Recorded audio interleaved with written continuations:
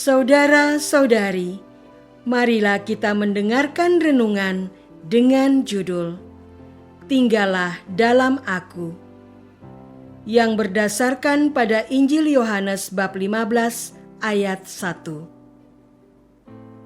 Yesus bersabda, "Akulah pokok anggur yang benar dan Bapakulah pengusahanya."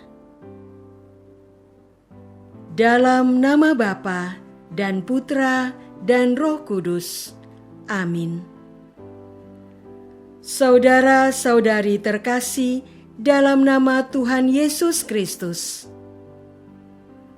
Pada suatu hari, Yesus memberi pengajaran kepada para murid-Nya demikian. "Akulah pokok anggur yang benar, dan Bapakulah pengusahanya. Setiap ranting padaku yang tidak berbuah, dipotongnya, dan setiap ranting yang berbuah, dibersihkannya, supaya ia lebih banyak berbuah. Kamu memang sudah bersih, karena firman yang telah kukatakan kepadamu. Tinggallah di dalam Aku, dan Aku di dalam kamu. Sama seperti ranting tidak dapat berbuah dari dirinya sendiri, kalau ia tidak tinggal pada pokok anggur. Demikian juga kamu tidak berbuah, jikalau kamu tidak tinggal di dalam Aku. Akulah pokok anggur, dan kamulah ranting-rantingnya. Barang siapa tinggal di dalam Aku, dan Aku di dalam dia, ia berbuah banyak. Sebab di luar Aku, kamu tidak dapat berbuat apa-apa. Barang siapa tidak tinggal di dalam Aku, ia dibuang keluar seperti ranting dan menjadi kering. Kemudian dikumpulkan orang dan dicampakkan ke dalam api, lalu dibakar. Jikalau kamu tinggal di dalam Aku dan firman-Ku tinggal di dalam kamu, mintalah apa saja yang kamu kehendaki, dan kamu akan menerimanya. Dalam hal inilah Bapa-Ku dipermuliakan, yaitu jika kamu berbuah banyak, dan dengan demikian kamu adalah murid-murid-Ku." Saudara-saudara terkasih, banyak orang yang sudah mendengarkan Yesus tentang pokok anggur tersebut, tetapi hanya sedikit orang yang benar-benar menyatukan dirinya dengan pokok anggur tersebut. Santo Yusuf adalah orang kudus yang berbuah banyak karena bersatu dengan Yesus. Kesucian dan kesalehannya terlihat di dalam ketaatannya pada kehendak Allah untuk menerima Maria sebagai istrinya, serta mendampingi Maria dalam membesarkan Yesus Putra Allah yang menjadi manusia. Kesederhanaannya terlihat dalam pekerjaannya sebagai seorang tukang kayu, dan cara hidupnya yang biasa-biasa saja di dalam masyarakat. Dalam pribadi Yusuf, pekerjaan tangan memperoleh suatu dimensi ilahi. Kerja meningkatkan harkat dan martabat manusia sebagai ciptaan Allah, dan memungkinkan manusia turut serta di dalam karya penciptaan dan penyelamatan Allah. Paus Pius XII menetapkan tanggal 1 sebagai Hari Raya Santo Yusuf Pekerja, sekaligus sebagai Hari Buruh. Yusuf diangkat sebagai pelindung para karyawan yang bekerja setiap hari untuk memenuhi kebutuhannya sehari-hari. Saudara-saudara terkasih, banyak tokoh hebat yang menentukan perjalanan sejarah dunia.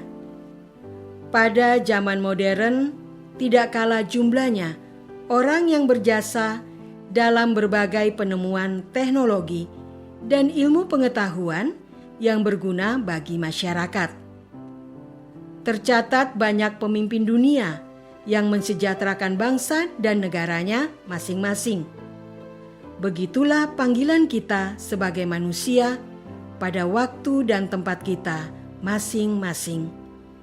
Memberikan diri sesuai kemampuan kita bagi masyarakat di sekitar kita. Tidak ada sebuah kriteria tertentu untuk menghitung seberapa penting atau berpengaruhnya sumbangan kita bagi masyarakat. Asal kita lakukan dengan sepenuh hati dan semaksimal kemampuan kita, itu sudah cukup. Peran seorang warga negara biasa tidak bisa dibandingkan dengan pengaruh seorang pejabat negara. Tentu saja, seorang yang berpendidikan tinggi semestinya dituntut lebih banyak daripada orang yang mengenyam pendidikan dasar saja. Konglomerat yang memiliki banyak perusahaan berkesempatan membuka lowongan kerja lebih luas daripada seorang pedagang kelontong di gang sempit. Memberikan diri sesuai kemampuan dan kesempatan akan membuatkan kita hidup berbuah banyak. Saudara-saudara terkasih, banyak orang biasa yang tidak memiliki bakat dan kesempatan untuk memberikan dirinya secara istimewa kepada masyarakat di sekitarnya. Mereka adalah ibu rumah tangga, pedagang kaki lima, buruh pabrik, pegawai kebersihan, sopir angkutan umum, petugas parkir. Mungkin kita adalah salah satunya. Bagaimana cara kita agar bisa menyumbang bagi kemajuan masyarakat? Padahal pendidikan kita rendah, perekonomian keluarga juga pas-pasan, tidak pernah menjadi pejabat di kantor, tidak populer di masyarakat. Santo Yusuf adalah warga masyarakat biasa yang tidak punya keistimewaan dan keunggulan seperti yang kita alami.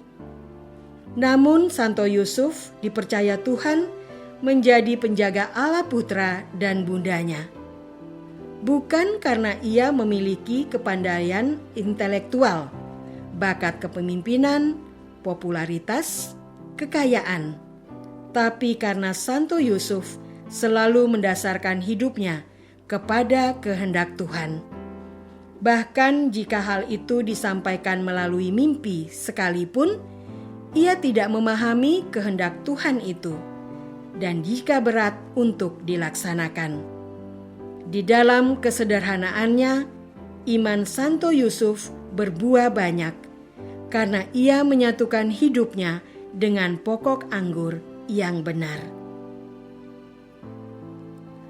Apakah hidup kita didasarkan akal budi kita?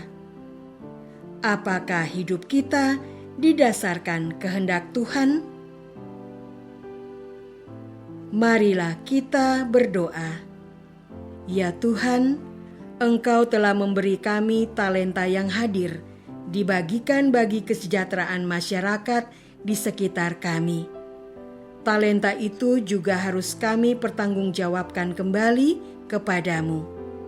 Engkau mengajarkan untuk menyatukan talenta kami itu ke dalam pokok anggur yang benar, yaitu Yesus Kristus, Putramu, yang hidup dan berkuasa kini dan sepanjang masa. Amin.